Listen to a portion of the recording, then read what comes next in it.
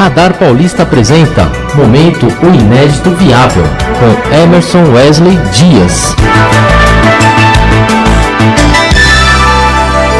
Está conosco aqui Emerson Wesley Dias, trazendo mais uma vez o quadro Momento O Inédito Viável. Muito boa noite, obrigado pela presença, Emerson. Boa noite, Renato, boa noite a todos os ouvintes.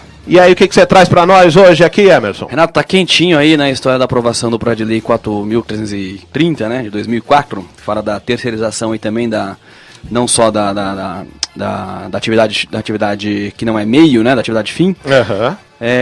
Então eu pegando o gancho aí sobre isso, algumas pessoas me perguntando, mas isso é bom, isso é ruim, enfim. Sabe que eu sempre dou faço uma reflexão antes de pensar se é bom ou se é ruim, né?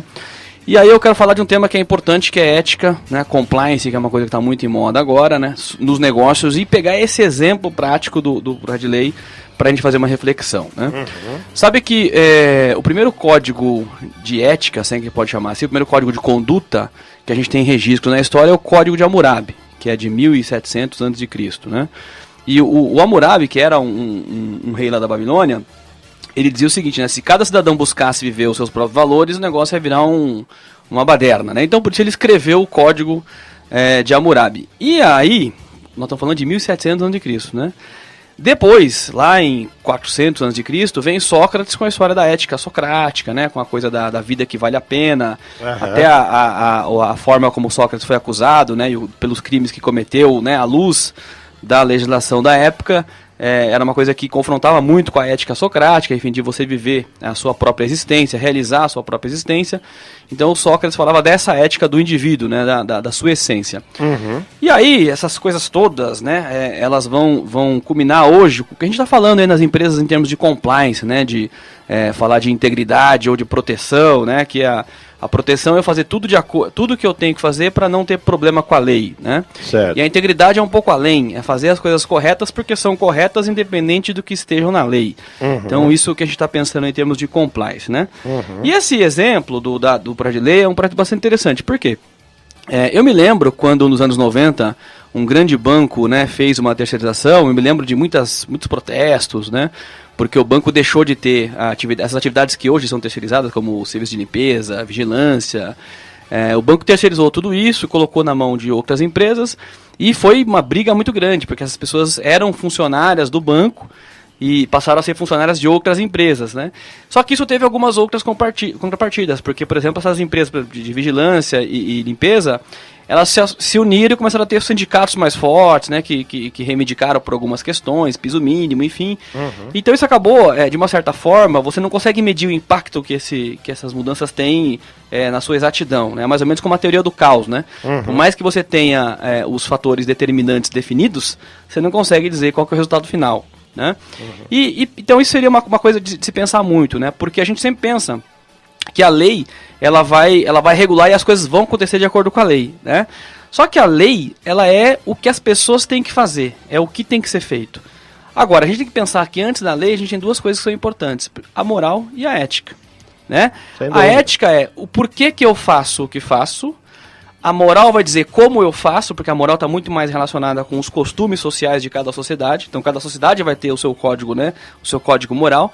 E cada indivíduo vai ter a sua ética. E se a gente distanciar essas coisas de uma maneira muito gritante, o que é o perigo? É o perigo a gente achar o seguinte, porque a lei disse que eu posso terceirizar, então eu não dou condições mínimas humanas para quem está terceirizado. Mas isso não tem a ver com a lei, né? Isso tem a ver com uma questão moral e uma questão ética, independente do que está na lei. E aí, às vezes até, Emerson, não te cortando, mas já te cortando, o próprio profissional também, eu sei que às vezes é difícil até dele encarar isso, mas ele fala, opa, peraí, né? Eu sou um terceirizado, mas vamos com muita calma nessa hora, né? Exatamente, você precisa garantir condições mínimas, né, de humanidade, né, para aquele indivíduo que está ali.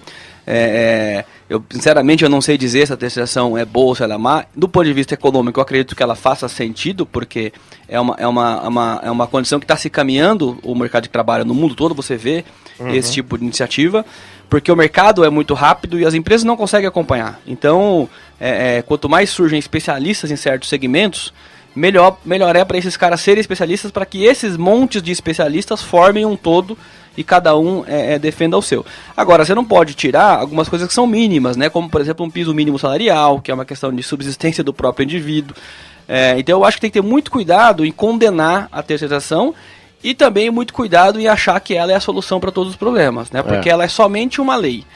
Antes da lei, existe uma ética, existe uma moral. E existe também atenção nessas coisas. Existe uma outra coisa também, Emerson, que é já uma lei também. Uma lei que salvaguarda os direitos dos trabalhadores. Isso não quer dizer que a lei da terceirização está dizendo, olha, todos os direitos aqui dos trabalhadores foram por água abaixo. Não é nada disso. Sim, né? A CLT continua valendo consolidação das leis do trabalho. Correto. Né? Da época de Getúlio Vargas e tudo mais. Então, a legislação veio sendo modernizada ao longo dos anos e é o que você falou também do ponto de vista realmente as pessoas estão precavidas, vamos dizer, nós vamos perder direitos e tal. É um pouco complicado, é a teoria do caos, né? Por mais que você tenha os fatores determinados, conhecidos, você não consegue dizer o resultado. É igual como fazer a previsão do tempo, né? Eu sei que a previsão do tempo é uma combinação de temperatura, velocidade do vento, umidade. Eu tenho os fatores determinados na minha mão, mas eu não consigo dizer com precisão exata o resultado do fim. Por mais que eu tenha os fatores, né, os ingredientes do bolo, o resultado não é esse. E nesse caso que eu dava, por exemplo, do banco, né, quando o banco terceirizou, inclusive a parte de alimentação, o entorno dessa empresa, ela virou um ecossistema de empreendedorismo, porque ali surgiu muitos restaurantes por quilo, enfim, que cresceram, né, e que se desenvolveram, que deram alternativas para os funcionários que estavam antes, né, sempre comendo aquela mesma comida que era oferecida. Então isso gera, né, de uma certa forma, o próprio o ecossistema vai se reconstituindo. Desde que, né, independente do que exista na lei, a gente olhe sempre para a questão ética e moral. Que valores éticos eu estou defendendo numa negociação entre patrão e empregado, para que não só eu ganhe e o outro só perca, mas que a gente consiga de alguma forma achar um valor comum que seja bom para todo mundo. E isso não tem a ver com lei, isso tem a ver com moral e tem a ver com ética, né? A moral que está no grupo, a ética que está no indivíduo. Então acho que a gente tem que pesar um pouco isso. Independente da lei, precisamos ser íntegros, porque cumprir a lei é ser compliance, né? Independente do que diz a lei, ter uma moral e ética é ser íntegro. Então acho que a gente tem que ir por esse caminho. Esse acho que é o pensamento que a gente tem que ter neste momento para todos nós aqui na humanidade, se quisermos sobreviver. E vem bem a calhar mesmo esse tema que você está trazendo hoje. Ô Emerson, e a frase aí pra gente encerrar o nosso papo? A frase, sempre que eu falo de ética, eu falo uma frase do Oscar Wilde que diz o seguinte, né? Ética é o que você faz quando está todo mundo olhando. O que você faz quando não tem ninguém por perto se chama caráter. E esse é que a gente tem que ficar ligado. Ô Emerson, deixa seus contatos aqui para os nossos ouvintes. O site é www.oineditoviável.com.br. Nas redes sociais, só procurar o Inédito Viável, Facebook, Instagram e no YouTube, o canal Inédito Viável, que tá bombando lá. Só se inscrever para ter acesso a todo o conteúdo do que a gente fala aqui às terças e quintas. Tá certo, então Emerson, te aguardo aqui na terça-feira com o novo quadro Momento, o Inédito Viável. Até lá, Renato.